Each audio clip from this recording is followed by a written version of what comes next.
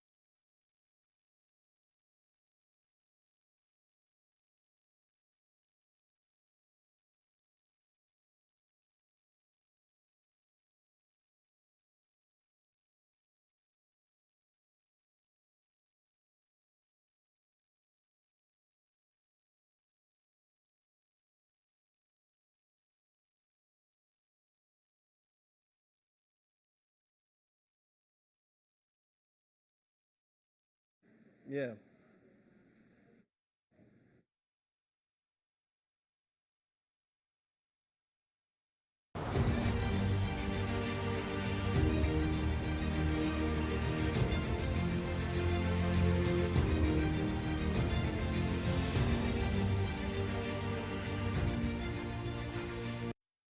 Thank you for joining us for this special discussion here for Budget 2023. I am your host, Shukwan Gill, and I have with me for this discussion is the Minister within the Ministry of Public Works, the Honorable Deodat Indar. Minister Indar, thank you so much for taking the time. Thank you very much. Thank you very much, Shukwan. We're here on Budget Day 1, and you had the opportunity to be one of the first persons to speak for this budget debate, the week of budget debate. Just give me a little overview of your presentation and some of the things that you had to respond to in the National Assembly earlier today. Well, the usual story is that when we present a budget, well, at least the last three budgets that we put in, 2020, 2021, 2022, now this one year, fourth budget. The previous three, there is a trend of what is, some of the things that they would say, from the opposition side.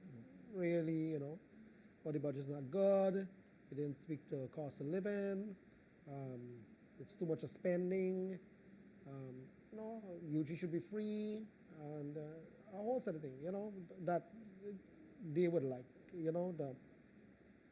but the AFC and the APNU, they put out statements on the budget, whereas they'll put out a statement on the budget.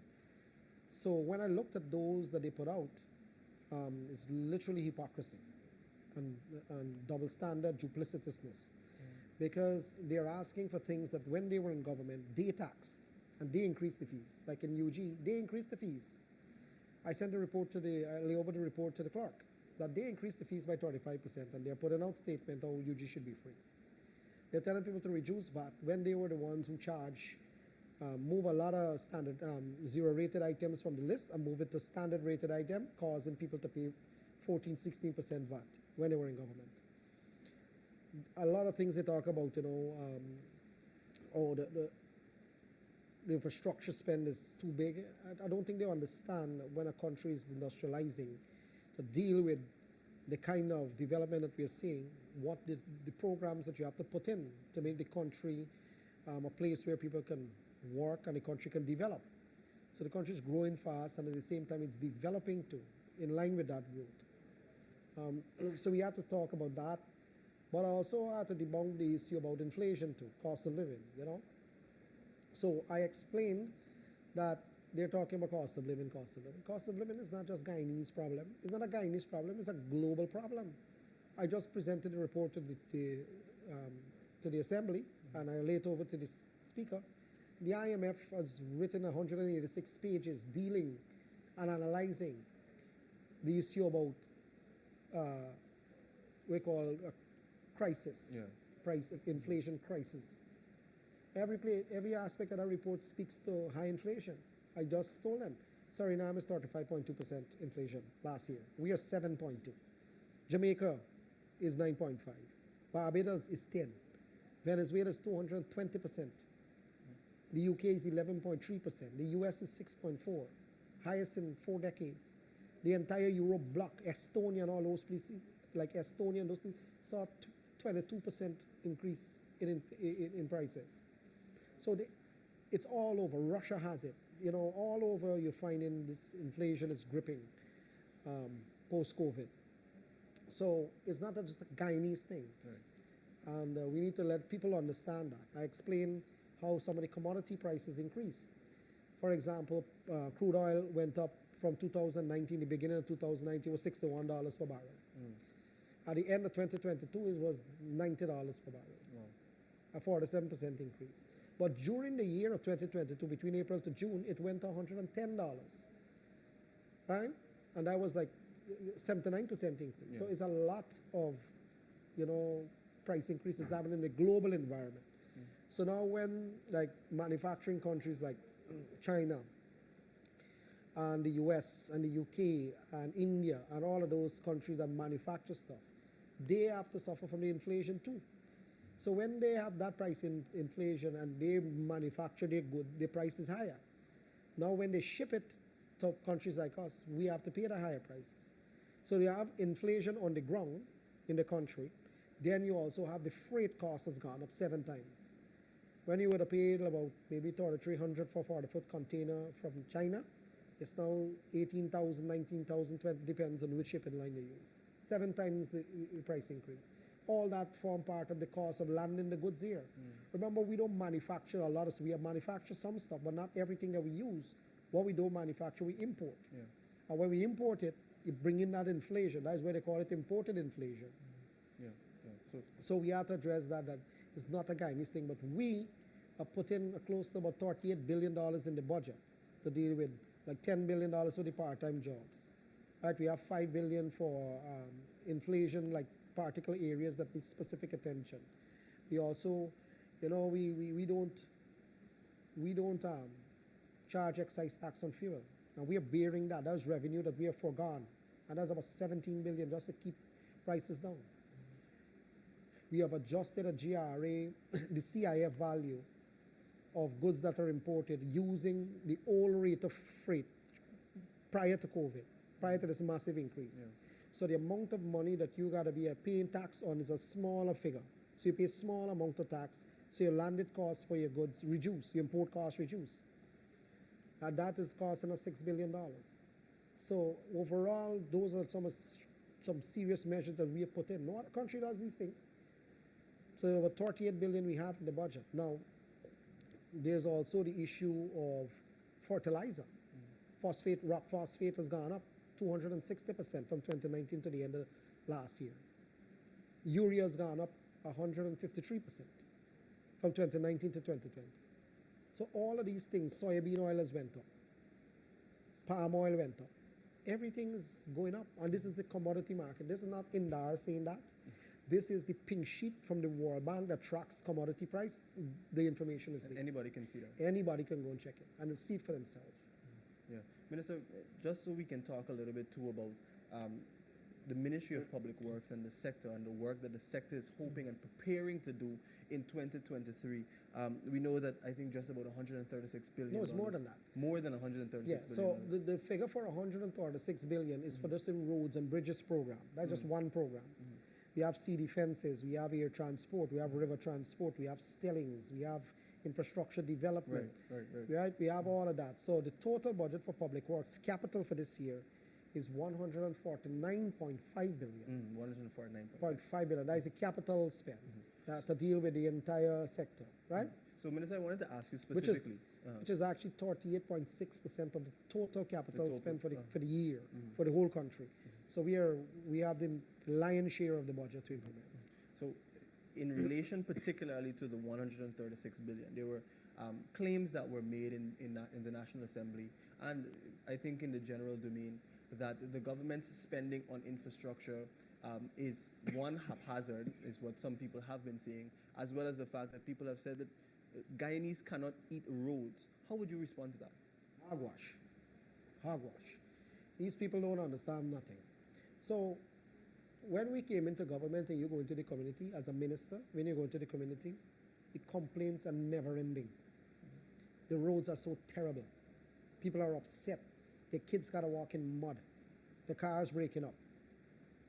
Taxi can't go into certain communities to carry up the price. Pensioners, like in let's say, I'll use an example. Ridgeway Canal. There's a 4 kilometer of road there that we're doing because the people at the back, a lot of pensioners, and so they can't come out. Taxi don't go in there. People gotta walk in mud. You telling me that we can't build the roads? Go to all of the housing scheme left untouched under the last government. Them ain't do nothing. When we came into government, we started to build them roads in them housing scheme. Tushin, Zealot, Parfait Harmony, Farm, Horstellin, Manchester, 676, 7 in Borbees, all the housing scheme. Last year alone, Public Works did over 1,100 roads. And this year, you're going to see more than 1,100 being built. In addition, we're rolling it out now. So, Minister. So, just to answer that, you can't eat roads, how you get in to and from? How the farm to market road, how the farmer bringing out the produce? We got to build farm to market roads too. We got to build the highways. How we going to deal with all of them traffic jam that got people unending in traffic? If you calculate the economic cost, the collective economic cost for everybody sitting in a car for hours of unproductive time just to move to and fro, that time could have been spent, teaching your children or spending time with your loved ones. They're in traffic. How you answer people? You got to build the stuff. You got to build out the infrastructure. Let me just take this one out. The road from the airport coming down to Grove, straight down, is taking a battering. The sand trucks, the lock trucks, everything goes on that road. It's literally taking a beating. The road is broken up. We got to fix it. The Linden, Suzdike to Linden, look how long nobody has touched that road. We got to fix it. We want to cut the traffic from Ogle to Hagbush so that people don't come into the town to crowd the town. So you have people who got to go that side. They took the bypass road, the 7.7 kilometers of 4-lane highway we're building there. Right? Works have already started on that. Works, we already awarded the contracts this last year. Look, we got Schooner project too, right? But that's under the Ministry of Housing, right? So all of this thing we are doing is to make people's life easy, reduce the time to travel, reduce the cost to travel. And at the same time, when we do these things, we're opening lands for cultivation, lands for housing scheme, different lands for development and so on. So it's not just the road. The road brings development. Once you have access, development comes. Minister, just to say, for them to say that is short-sighted, very short. It's a myopic view of what development should be and how do you industrialize a country in phases. Very myopic view on behalf of the opposition. Minister, you mentioned too some $4 billion going towards sea defense and river $4.9 $4.9 billion yeah, going towards so that. one of them talk about how, I think it was Amanda Walton this year. She had no idea about what's going on. So she said that we reduce it and the sea defenses are most important. What she didn't say is that when we come into government, the sea defenses were collapsing. The first day I was in government, the next morning, I am at Danzig at Myconi, fixing a breach down there that cost thousands of acres of land. People can't plant up to now. Salt water come in, kill everything up. That is under their government shutdown. So, and then we start to fix everything on the coast in the entire coast, including Leguan and Wakenham, that we have to do a lot of sea defenses there too. Zealot, Anna Katrina, Iflot, the Myconi stretch, Andrews in Essequibo, Soddy in Essequibo. We have in Borbees, we have to do some sea defense work. So what does the local spend, the local contribute to sea defense is funded with taxpayers' money and foreign funded income as well. So the taxpayers amount went up from 3 billion to 3.6 billion. Is the foreign piece that reduced. So she doesn't understand the breakup of the sea defense, but that will deal with a lot of sea defenses throughout Japa, a whole set of places we're going to be doing this year, because you got to continue to maintain it. And then we have a mangrove restoration project, it's a huge project. All of that is in there. So I don't understand, they don't read the budget or something. Minister, finally, as we wrap up our discussion briefly for today, tell people and Guyanese people how they can be reassured that the budget 2023 in its totality will benefit every single Guyanese of this country. Well, the budget actually speaks to every aspect of Guyanese life, whether it's health, education, the transport, the travel, air travel, local travel, stellings, schools, housing program, um, water, electricity. That is a big part of it that I mentioned on the energy sector that I assist the Prime Minister with on the energy side. $43.5 billion in the budget for the gas to energy project. We'll be putting 50 megawatts of new power into the grid, right? Because we have shortage of generating capacity because every day electricity demands keep going up, the application keep coming into GPL for all these new structures that are building, all these new housing schemes that are building. So we had to cater for that demand. So that is in there too. That will cut electricity. That project, when it's finished, will cut electricity significant amount. We don't have to go find money to pay for fuel, foreign currency to pay for fuel for GPL, because they're using plenty fuel, bunker C, right? So all of that is benefits, and then it will reduce the cost of production too. Under 5 cents all in cost to produce a kilowatt of power with the gas to energy, cutting emissions by 70%, cutting the costs by more than 50%. So all of that, if that is not positive thing, I don't know what to say. All of that is significant projects that are actually awarded and in construction phase, So on the energy side, we have a lot going on. Solar power, on the solar side, we have a lot going on too. We put in 33 megawatts into the grid, solar power tying into the grid. Then we have Letem, we have Bartica, we have Legwan, we have Wakenham, we have all of those are between 0.75 megawatt to 1 megawatt, 1.5 megawatt, depends on the community. Solar system to power those communities. Right, then we have 30,000 home systems coming in for the Riverine community. That's coming from India. I think around the first quarter we should start receiving. Then we got 2 hydro projects, Mokomoko and Kumu in Region 9. Right? So that is 2.2 megawatts between the two of them. So we have a lot going on the energy side to power people, homes, businesses, and so on at a good cost, competitive cost. So all of that's in the budget, apart from the social, a whole lot of social thing with the cash grant for kids now is 40,000. Let me tell you something. When we go out, one of the first strata of constituents you meet is the poor people, which elect us to serve them. And that $40,000 per child, just take a long way, take our family a long way. Who have 1, 2, 3 children. At least they could buy uniform, it could help them defray the expenses. That is a huge thing, that cash grant from Ministry of Education that our government is putting out, the PPP government has brought back. After APNU took it away. So we brought it back and then increased it. So, and it got about over 160-something thousand students. So, so it's a huge amount of money is going into people's hands to help them.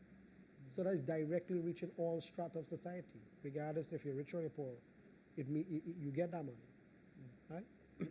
Minister, I want to thank you so much for taking the opportunity to have this discussion and really speaking on major issues and major things emanating from Budget 2023. Thank you so much. But I just want to say a final comment is that we are looking at the kitchen table issues. At the same time, we have the transformative projects, the kitchen table issues, the drainage in the community, crime, the roads in the community, the bridges, the electricity, light street.